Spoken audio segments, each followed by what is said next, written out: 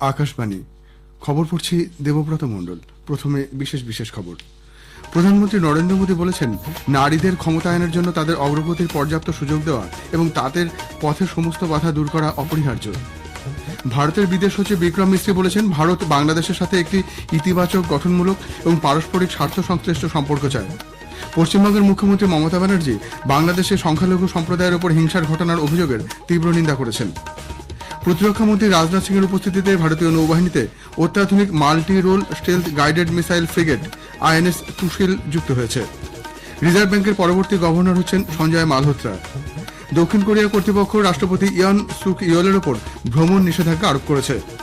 বিশ্ব দাবা চ্যাম্পিয়নশিপের দ্বাদশ রাউন্ডে আজ ভারতের ডি গুকেশ চীনের ডিং লিরেনের কাছে পরাজিত হয়েছেন। আসছে বিস্তারিত খবরে। প্রধানমন্ত্রী নরেন্দ্র মোদী বলেছেন যে, নারীদের ক্ষমতায়নের জন্য তাদের অগ্রগতির পর্যাপ্ত সুযোগ দেওয়া এবং তাদের পথের সমস্ত বাধা দূর করা অপরিহার্য। নারীদের এগিয়ে যাওয়ার সুযোগ দেওয়া হলে তারা দেশের জন্য সুযোগের নতুন দুয়ার খুলে দিতে পারে। হরিয়ানার পানিপথে শ্রী মোদী আজ বীমা সখী যোজনা চালু করার পর সমাবেশে ভাষণ দিচ্ছিলেন। লাইফ ইন্স্যুরেন্স কর্পোরেশন অফ ইন্ডিয়ার উদ্যোগটি দশম শ্রেণী উত্তীর্ণ 18 থেকে 70 বছর বয়সী মহিলাদের ক্ষমতায়নের জন্য তৈরি করা হয়েছে। তিনি বলেন, আজ ভারত বীমা সুখী যোজনার মাধ্যমে নারীর ক্ষমতায়নের দিকে আরো একটি শক্তিশালী পদক্ষেপ নিচ্ছে, যা সকলের জন্য বীমার লক্ষ্য অর্জনে সাহায্য করবে। সকলের জন্য বীমা সামাজিক নিরাপত্তার একটি গুরুত্বপূর্ণ অংশ এবং দারিদ্র্য দূরীকরণে অত্যন্ত গুরুত্বপূর্ণ। প্রধানমন্ত্রী বলেন, গ্রামে গ্রামে ব্যাংকিং সেবা নিয়ে যাওয়ার ক্ষেত্রে নারীরা গুরুত্বপূর্ণ ভূমিকা নিয়েছেন। ব্যাংক সখীরা এখন গ্রামবাসীকে ব্যাংকের সঙ্গে যুক্ত করছে। তা সরকার গত 10 বছরে নারীর ক্ষমতায়নের জন্য অভূতপূর্ব পদক্ষেপ নিয়েছে। 2047 के विकसित भारत के संकल्प की सिद्धि के लिए हमें ऊर्जा के ढेर सारे नए स्रोतों की जरूरत है। ऊर्जा का ऐसा ही महत्वपूर्ण स्रोत है भारत की नारी शक्ति। भारत को विकसित बनाने के लिए हमें अतिरिक्त ऊर्जा, ये कोटि कोटि हमारी माताएं बहनें हैं, वही हमारी प्रेरणा की स्रोत रहने वाली है। आज जो ये महिला सेल्फ हेल्प ग्रुप है, बीमा सखी है, बैंक सखी है, कृषि सखी है, ये विकसित भारत का बहुत बड़ा आधार स्तंभ बनेगी। প্রধানমন্ত্রী বলেন, গ্রামীণ অর্থনীতিতে পরিবর্তন আনার জন্য সরকার স্বনির্ভর গোষ্ঠীগুলিকে একটি প্রধান মাধ্যম বানিয়েছে। আর সারা দেশে 10 কোটিরও বেশি মহিলা স্বনির্ভর গোষ্ঠীগুলির সঙ্গে যুক্ত। প্রধানমন্ত্রী বলেন, কয়েক বছর আগে তিনি পানিপথ থেকে বেটি বাঁচাও বেটি পড়াও প্রচার অভিযান শুরু করেছিলেন, যা শুধুমাত্র হরিয়ানা নয়, সমগ্র দেশে ইতিবাচক প্রভাব ফেলেছে। হরিয়ানায় যেভাবে এক হ্যায় তো সেফ হ্যায় মন্ত্রকে গ্রহণ করেছে, তা সারা দেশের জন্য উদাহরণ হয়ে দাঁড়িয়েছে। অনুষ্ঠানে কেন্দ্রীয় অর্থমন্ত্রী নির্মলা সীতারামন বলেন, সরকার 3 বছরে বীমা সখী যোজনার আওতায় 2 লক্ষেরও বেশি মহিলাকে নিয়োগের লক্ষ্য নির্ধারণ করেছে। এই প্রকল্পের জন্য বয়স কোনো বাধা হবে না বলেও তিনি জানিয়েছেন।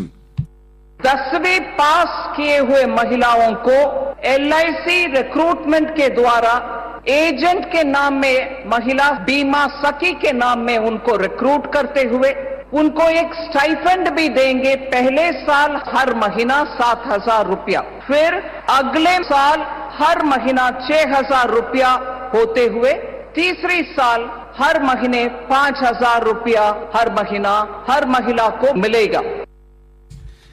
প্রধানমন্ত্রী নরেন্দ্র মোদী এই মাসের 11 তারিখে ভিডিও কনফারেন্সের মাধ্যমে স্মার্ট ইন্ডিয়া হ্যাকাথনের গ্র্যান্ড ফিনালের তরুণ আবিষ্কর্তাদের সঙ্গে মতবিনিময় করবেন।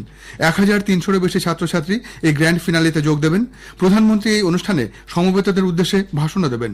উল্লেখ্য, 7ম স্মার্ট ইন্ডিয়া হ্যাকাথন 11 ডিসেম্বর একসঙ্গে দেশের 51টি কেন্দ্রে শুরু হবে।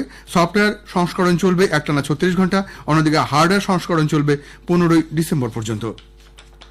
ঢাকায় আজ ভারত ও বাংলাদেশের মধ্যে অনুষ্ঠিত ফরেন অফিস কনসালটেশনের পর ভারতের বিদেশ সচিব বিক্রম মিস্ত্রি বলেছেন, ভারত বাংলাদেশের সাথে একটি ইতিবাচক, গঠনমূলক এবং পারস্পরিক স্বার্থ সংশ্লিষ্ট সম্পর্ক চায়। মিস্ত্রি আজ বিকেলে ঢাকায় বাংলাদেশের বিদেশ সচিব মোহাম্মদ জসিম উদ্দিনের সাথে বৈঠক করেন। এছাড়াও 2 প্রতিবেশী দেশের প্রতিনিধি পর্যায়ের আলোচনা হয়। ঢাকায় বাংলাদেশের পররাষ্ট্র মন্ত্রণালয়ে এক সংবাদ সম্মেলনে বিদেশ সচিব বলেন, ভারত বাংলাদেশের সংখ্যালঘুদের নিরাপত্তা ও কল্যাণের সাথে সম্পর্কিত বিষয়গুলি নিয়ে উদ্বেগ প্রকাশ করেছে। We also had the opportunity to discuss certain recent developments and issues, and I conveyed our concerns, including those related to the safety and welfare of minorities. We also discussed some regrettable incidents of attacks on cultural, religious and diplomatic properties. We expect overall a constructive approach on all these issues by the Bangladesh authorities, and we look forward to moving the relationship in a positive, forward-looking and constructive direction. উল্লেখ্য, বিদেশ সচিব একদিনের সফরে ভারতীয় বিমান বাহিনীর একটি জেটে আজ ঢাকায় পৌঁছন। এরপরে তিনি বাংলাদেশের বিদেশ সচিব জসিম উদ্দিনের সঙ্গে দেখা করেন এবং উভয় পক্ষের প্রতিনিধিদের সাথে আনুষ্ঠানিক বৈঠকের আগে একের পর এক আলোচনা করেন। তিনি বাংলাদেশের পররাষ্ট্র বিষয়ক উপদেষ্টা মোহাম্মদ তৌহিদ হোসেনের সঙ্গে সাক্ষাৎ করেন। পরে তিনি বাংলাদেশের সরকারের প্রধান মোহাম্মদ ইউনূসের সঙ্গেও সাক্ষাৎ করেন। পশ্চিমবঙ্গের মুখ্যমন্ত্রী মমতা ব্যানার্জি বাংলাদেশের সংখ্যালঘু সম্প্রদায়ের উপর হিংসার ঘটনার তীব্র নিন্দা করেছেন। আজ রাজ্য বিধানসভায় এক বিবৃতিতে তিনি বলেন, কোনো সম্প্রদায় নয়, দাঙ্গা করে সমাজবিরোধীরা। রাজ্যে হিন্দু মুসলমান দুই সম্প্রদায়ের মানুষ যেভাবে একই সুরে প্রতিবাদে সরব হয়েছেন, সেজন্য তাদের কৃতজ্ঞতা জানান মুখ্যমন্ত্রী। বাংলাদেশের সাম্প্রতিক পরিস্থিতির ফলে রাজ্যে সাম্প্রদায়িক সম্প্রীতি ও সৌভ্রাতৃত্ব রক্ষার আবেদন জানিয়ে তিনি অভিযোগ করেন, বেশ কিছু গণমাধ্যমে এ সংক্রান্ত ভুয়ো তথ্য এবং ভিডিও ছড়িয়ে পড়েছে। বাংলাদেশ থেকে আসা নাগরিকদের ক্ষেত্রে তিনি কেন্দ্রের নীতি অনুসরণ করবেন বলে মুখ্যমন্ত্রী স্পষ্ট জানান। এদিকে বিরোধী দলনেতা শুভেন্দু অধিকারী মুখ্যমন্ত্রীর অপপ্রচারের অভিযোগ খণ্ডন করেছেন। বিধানসভার বাইরে তিনি সাংবাদিকদের বলেন, কোনো ভুল তথ্য বা ভিডিও প্রচার করা হয়নি। বাংলাদেশের ঘটনা নিয়ে যেভাবে জনরোষ তৈরি করা হয়েছে তাতে মুখ রক্ষা করতেই মুখ্যমন্ত্রী এই বিবৃতি বলে তার স্পষ্ট দাবি। রাশিয়ায় প্রতিরক্ষা মন্ত্রী রাজনাথ সিং এর উপস্থিতিতে ভারতীয় নৌবাহিনীতে অত্যাধুনিক multi role stealth guided missile frigate INS Tushil যুক্ত হয়েছে। আইএনএস তুশিল আকাশ, ভূমি, জল এবং তড়িৎচুম্বকীয় এই চার মাধ্যমে সক্ষম এবং নৌযুদ্ধের জন্য একে ডিজাইন করা হয়েছে। এটি যৌথভাবে উন্নত ব্রাহ্মস সুপারসনিক ক্রুজ ক্ষেপণাস্ত্র এবং উন্নত পাল্লার স্টিল ভূমি থেকে আকাশ ক্ষেপণাস্ত্র সহ কয়েকটি উন্নত অস্ত্রে সজ্জিত।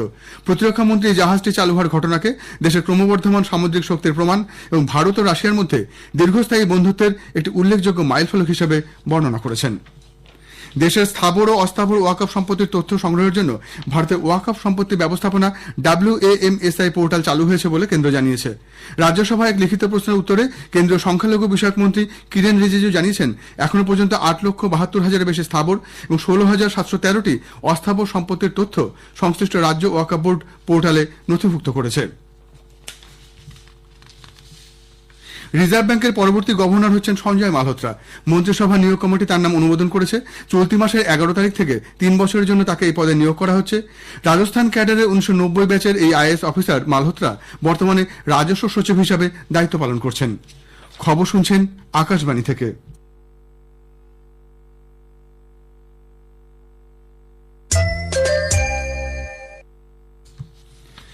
দক্ষিণ কোরিয়ার কর্তৃপক্ষ রাষ্ট্রপতি ইয়ন সুক ইয়েলের ওপর ভ্রমণ নিষেধাজ্ঞা আরোপ করেছে। গত মঙ্গলবার সামরিক আইন ঘোষণার জন্য তার ভূমিকা তদন্তের আওতায় রয়েছে। জাতীয় পরিষদ এই আইন রদ করার জন্য ভোট দেওয়ার 6 ঘণ্টা পরে আদেশটি প্রত্যাহার করা হয়েছিল।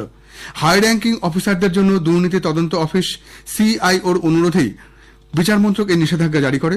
স্থানীয় মিডিয়া অনুসারে ইয়নকে সামরিক আইনের এই আশ্চর্য ঘোষণার জন্য পুলিশ, প্রসিকিউশন এবং CIO দ্বারা পরিচালিত তদন্তে একযোগে সন্দেহভাজন হিসেবে নথিভুক্ত করা হয়েছে।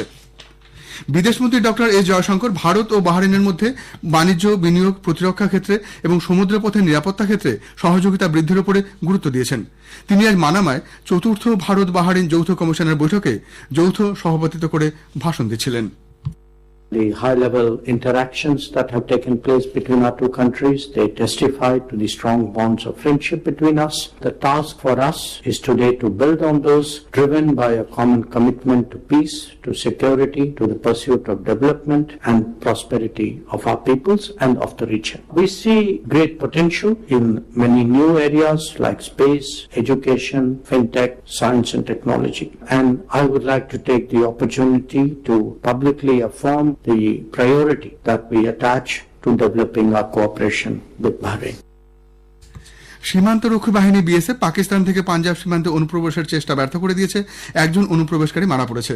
BSF সূত্রে খবর, অমৃতসর জেলার মাহুয়া গ্রামের নিকটবর্তী সীমান্ত এলাকায় অন্ধকারের সুযোগ নিয়ে গোপনে আন্তর্জাতিক সীমানা পেরিয়ে সীমান্তের বেড়ার দিকে ওই ব্যক্তি এগোতে শুরু করলে তাকে প্রথমে সাবধান করা হয়। এরপরই BSF গুলি চালায়। অনুপ্রবেশকারীর মরদেহ পরবর্তী পদক্ষেপের জন্য সংশ্লিষ্ট থানায় হস্তান্তর করা হয়েছে। বিশ্ব দাবা চ্যাম্পিয়নশিপের দ্বাদশ রাউন্ডে আজ ভারতের ডি গুকেশ চীনের ডিং লিরেনের কাছে পরাজিত হয়েছেন। এই নিয়ে দুই খেলোয়াড়ই 2টি করে গেম জিতলেন। দ্বাদশ রাউন্ডের পর গুকেশ ও লিরেন দুজনেরই সংগৃহীত পয়েন্ট 6। এখনো 2টি গেমের খেলা বাকি। শেষ করার আগে বিশেষ খবর আরেকবার। প্রধানমন্ত্রী নরেন্দ্র মোদী বলেছেন, নারীদের ক্ষমতায়নের জন্য তাদের অগ্রগতির পর্যাপ্ত সুযোগ দেওয়া এবং তাদের পথের সমস্ত বাধা দূর করা অপরিহার্য। ভারতের বিদেশ সচিব বিক্রম মিস্ত্রি বলেছেন, ভারত বাংলাদেশের সাথে একটি ইতিবাচক, গঠনমূলক এবং পারস্পরিক স্বার্থ সংশ্লিষ্ট সম্পর্ক চায়। পশ্চিমবঙ্গের মুখ্যমন্ত্রী মমতা ব্যানার্জি বাংলাদেশের সংখ্যালঘু সম্প্রদায়ের উপর হিংসার ঘটনার অভিযোগের তীব্র নিন্দা করেছেন। খবর এখনকার মতো এ পর্যন্ত।